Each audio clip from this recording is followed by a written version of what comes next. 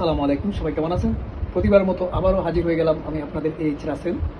তো আজকে যে বিষয়টি নিয়ে কথা বলবো সেটি হচ্ছে আপনারা যারা সৌদি আরবে গাড়ি কিনেছেন তাদের জন্য, অর্থাৎ যারা 2025-এর নিশান ম্যাগনাইট গাড়িটি কিনেছেন তাদের জন্য একটি দুঃসংবাদ এবং তার সাথে সুসংবাদ রয়েছে। সেটি হচ্ছে নিশান ম্যাগনাইট যে গাড়িটি রয়েছে এখনও পর্যন্ত 1552টি গাড়ি বিক্রি হয়েছে সৌদি আরবের মধ্যে।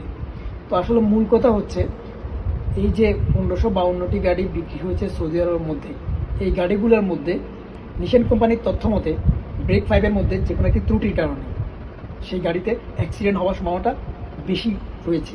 তো সেজন্য নিশান কোম্পানি এবং সৌদি মিনিস্ট্রি থেকে বলা হয়েছে নিশান কোম্পানি সেই সব 1552টি গাড়িকে ফ্রিতে রিফায়ার করার জন্য অনুরোধ জানিয়েছে তাদের কাস্টমার সার্ভিসের মাধ্যমে।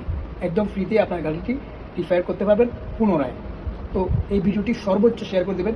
আপনাদের মধ্যে যারা নিশান ম্যাগনাইট গাড়িটি ক্রয় করেছেন তারা যেন এই গাড়িটিকে পুনরায় রিফায়ার করে রাস্তায় নিরাপদভাবে যেন চলাচল করতে পারে সেটার জন্য। আমি এর আগে কিন্তু আরও 2-3টা ভিডিও করেছিলাম এরকম গাড়ি নিয়ে। তার আগে হাইউন্ডাই নিয়ে করেছিলাম, সেভরোলেট নিয়ে করেছিলাম, ক্যাডিলেট নিয়ে করেছিলাম। বিভিন্ন রকমের গাড়িগুলো কিন্তু মাঝে মধ্যে নতুন গাড়ির মধ্যে সমস্যা দেখা যায়, যে কোনো ত্রুটি দেখা যায়। তো সেজন্য কিন্তু সেই সব কোম্পানিগুলো কিংবা সৌদি মিনিস্ট্রি থেকে সেই সব গাড়িগুলোকে তারা রিকোয়েস্ট করে যে এগুলো রিপেয়ার করার জন্য, যাতে যারা ড্রাইভার রয়েছে তারা যেন সুরক্ষা থাকে। আশা করি আমার কথাগুলো আপনারা বুঝতে পারছেন।